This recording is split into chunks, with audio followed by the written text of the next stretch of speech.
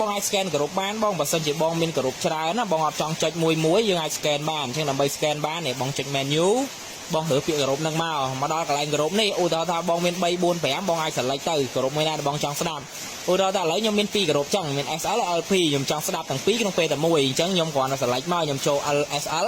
បន្តមកទៀតខ្ញុំចុចសញ្ញាពណ៌បៃតងឲ្យជាប់វា load សញ្ញាមួយនៅកន្លែងរូបគ្រប់យើងនេះឃើញទេសញ្ញារូបដូច overlay អញ្ចឹងណា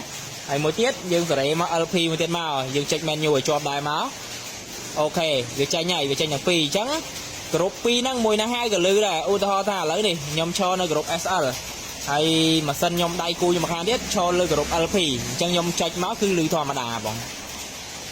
តួអូខេអញ្ចឹងទោះបីដៃគូរបស់ខ្ញុំនេះបដូរទៅគ្រប់ SL ក៏ដោយក៏យើងអាចហៅមកលឺធម្មតាដែរបង1 2 3 1 2 3ដោយសារម៉ាស៊ីននេះយើង scan ហើយអញ្ចឹង LP ហៅក៏លឺ